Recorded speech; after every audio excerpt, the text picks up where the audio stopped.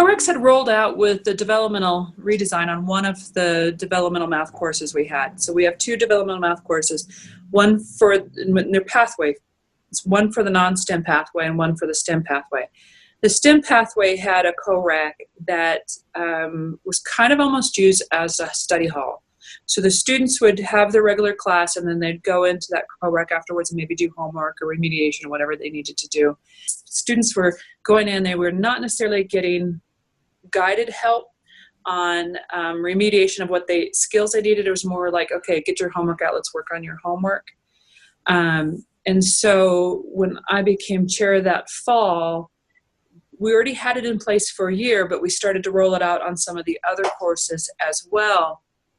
And we were starting to see that students were doing better, but not as good as we wanted them to do. So the following year, my second year, going into my second year as chair, we decided to go across the entire college for math, that if you were going into a gateway course, you could go in there without going into developmental math course first, as long as you took the CoReq, and we were stopped doing the math placement unless they chose to. So we, instead of having the math placement as the default, the math placement was optional for those students who did not want to take the CoReq.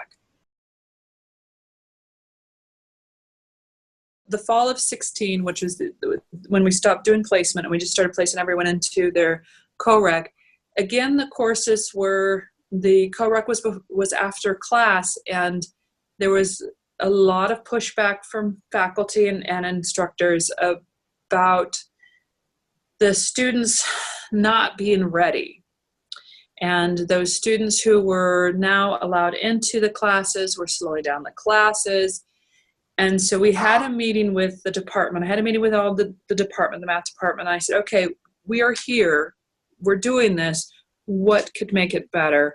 And through many discussions, we decided to put the CoReq first.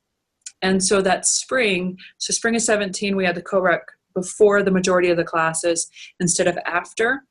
And what was happening then was that there was active learning in the classrooms. There wasn't formal lectures, but the students, especially the faculty who had been teaching for a while, knew that the students would need certain topics for that lesson that day. So they started to do one instructor or two instructors at a time. It wasn't anything formal yet, of a just-in-time remediation. So they knew, like in college algebra, if that day they knew they were going to be talking about polynomials, they would remind them about factoring the greatest common factor out. But what I did hear from one of my biggest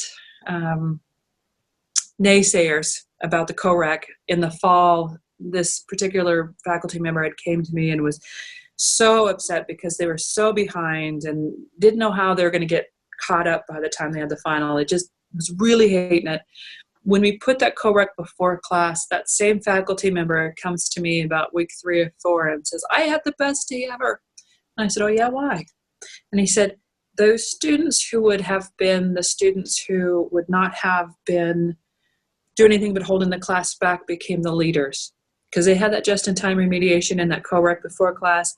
They had a good idea of what I was expecting of them when we went over the new topic, and they became the leaders in class. And he said, and I was able to sit back and allow them to work in groups without having to hold their hand. And so to me, that's a win, because that particular faculty member was one of my biggest naysayers in the fall, became one of the biggest champions in the spring.